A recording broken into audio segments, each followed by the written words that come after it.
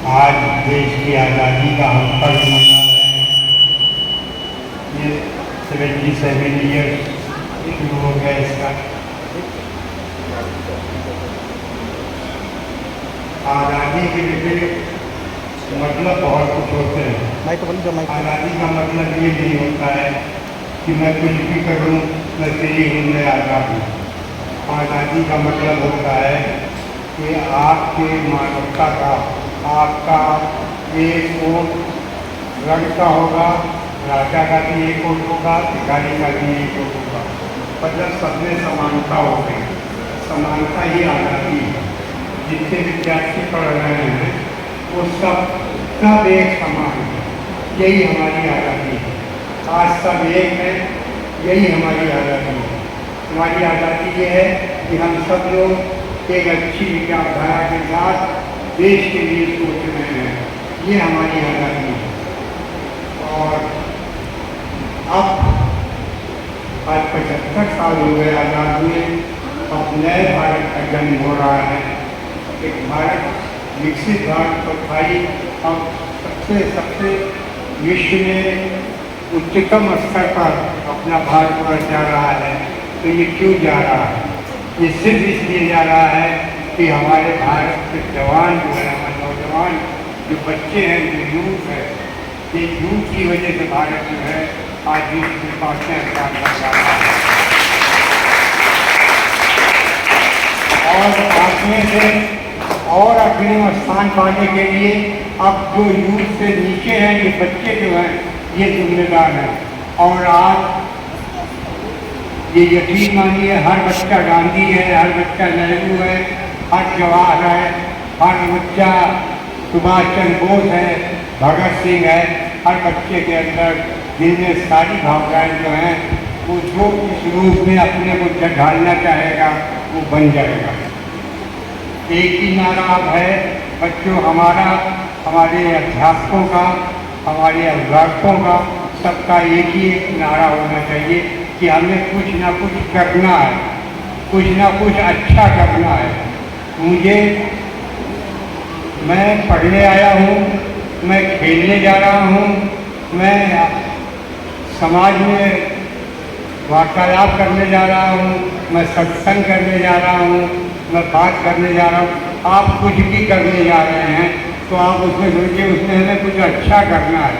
आज आप 15 अगस्त मना रहे हैं, इसमें भी आपने अच्छा करना था। और अच्छे में भी आपने इतना अच्छा कर दिया, इतना अच्छा कर दिया कि मैं क्या तारीफ करूँ, प्रिंसिपल साहब की करूँ, कि बच्चों की करूँ, कि उनके अभिभावकों की करूँ। भाई मैं तो घर में हो गया, अपना पूरा परिवार ये अच्छा, बहुत अच्छे ढंग से प्रस्तुति जो की है, मैं उसका बहुत पहले से कृतज्ञ हूँ। अब रही इतिहास, मैं स्वतंत्रता सेनानियों के बारे में बता दूँ, जिनके बारे में कहा जाता है कि वो आज़ादी के लिए लड़े थे, मरे थे, फांसी में झूले थे, सब कुछ किया था। तो उसमें एक जज्बा था, भारतवासियों के जो जवान दिल थे, उनके दिलों में एक जज्बा था। जज्बा ये था कि हमारे अंग्रेज राज कर रहे हैं, देश हमारा है, कानून उनका चल रहा है, इसको हटाना है। हमको हमारा देश चाहिए, हमारा कानून चाहिए, हमको हमारा भारत चाहिए। ये एक हृदय में लोगों के जज्बात पैदा हो गए थे। ऐसी बात सोच रहे थे कि अब मर जाए, कट जाए, कुछ भी हो जाए, पीछे मुड़ के नहीं देखना है, हमें देश आज़ाद करा के ही रहना है। इसमें मेरे परिवार का भी योगदान रहा है। देखिए, आज़ादी की लड़ाई के लिए एक तो नरम दल था, उसमें गांधी जी, नेहरू जी और ये सब लोग आया करते थे, जो लोग अहिंसा के जरिए कहते थे कि हम आज़ादी ले लेंगे, ये हमें किसी को कुछ करना नहीं है, हम भूख हड़ताल करेंगे, हम सत्याग्रह करेंगे, हम आंदोलन करेंगे, उससे आज़ादी लेनी है। एक गरम दल था, गरम दल ये कहता था ये आज़ादी आसानी से देने वाले नहीं हैं, इनको डराओ, इनको ऐसा शो करो कि ये छोड़ के भाग जाए। एक दल ऐसा था और एक दल और था, वो सुभाष चंद्र बोस का था। उन्होंने कहा क्यों ना हम अपनी सेना बना के और देश में जहाँ लड़ाई चल रही है उसमें हम किसी दूसरे कंट्री की मदद करें और फिर वो कंट्री हमारी मदद करके हमारे भारत को आज़ाद करा दें। तो इस तरीके से तीन ग्रुप में बट गए थे क्रांतिकारी सब। तो जो गरम दल था उसमें मेरे पिताजी भी थे। गरम दल में चंद्रशेखर आज़ाद थे, भगत सिंह थे, राजगुरु थे, ये इनका ग्रुप था। ये भगत सिंह वगैरह जो थे ये इस ग्रुप में थे। उसी ग्रुप में हमारे फादर भी थे। तो इनका काम ये होता था, क्योंकि इनके पीछे ब्रिटिश गवर्नमेंट की निगाहें रहती थी कि क्या एक्टिविटी कर रहे हैं, तो बहुत इनके ऊपर CID लगी रहती थी गवर्नमेंट की। तो ये लोग गुप्त रूप से मीटिंग करते थे। तो अब मिसाल के तौर पर मैं बता रहा हूँ, पहली बात तो ये है कि मेरे फादर ने मुझको एक बात कही कि मैं जो लड़ रहा हूँ, मुझे जो ख्यात मिली है, मुझे जो आज़ादी मिली है, वो मैंने अपने देश के लिए की थी, इसलिए तुम कभी हमारे नाम का इस्तेमाल ना करना। हमारे सर्टिफिकेट अपनी नौकरी के लिए, अपने किसी MLA MP के टिकट मांगने के लिए इस्तेमाल न करना।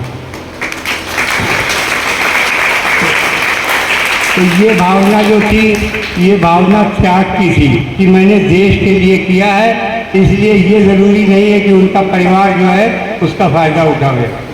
दूसरी बात, कैसे ऑर्गेनाइज करते तो हमारे फादर को ये ड्यूटी दी गई थी कि आप क्रांतिकारियों की मीटिंग गुप्त रूप से करावें कि गवर्नमेंट भी ना जान पावे और क्रांतिकारियों को पता लग जाए कि आज किस जगह मीटिंग करना है। तो होता ये था कि जैसे लखनऊ में मीटिंग करनी है तो बता दिया जाता था क्रांतिकारियों को, केवल इसका ही बताया जाता था 4 बाग स्टेशन। एक कोड वर्ड दे दिया गया कि आप लोग 4 बाग स्टेशन जाएंगे। दूसरा आदमी ने बता दिया दतून बेचने वाले से बात करनी है।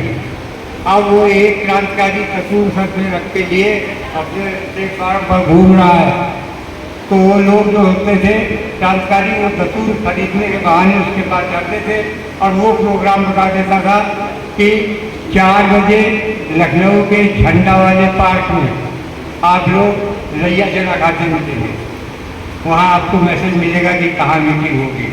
तो ये 4 बजे किसी पेड़ के पीछे लैया चना क्रांतिकारी खाते थे और वहाँ पर पानी की बाल्टी लेके घड़ा कट कुंडा बताते हुए वो वहाँ पहुँच जाते थे कि क्रांतिकारी बैठे हैं और आपस में बात कर लेते थे कि अब गंगा मेमोरियल हॉल है, इसमें आप लोगों की मीटिंग है इतने बजे 5:03 पर।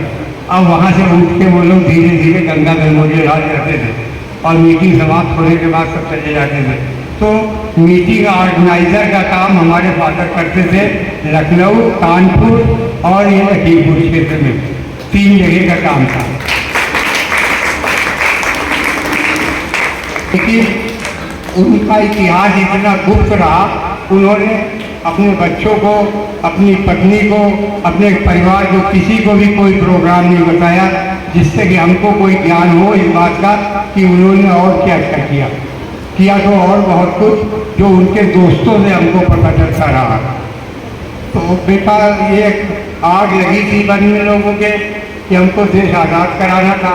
इसी तरीके से आज तुम्हारे हृदय में भी एक आग लगनी चाहिए कि हमको कुछ बनना है।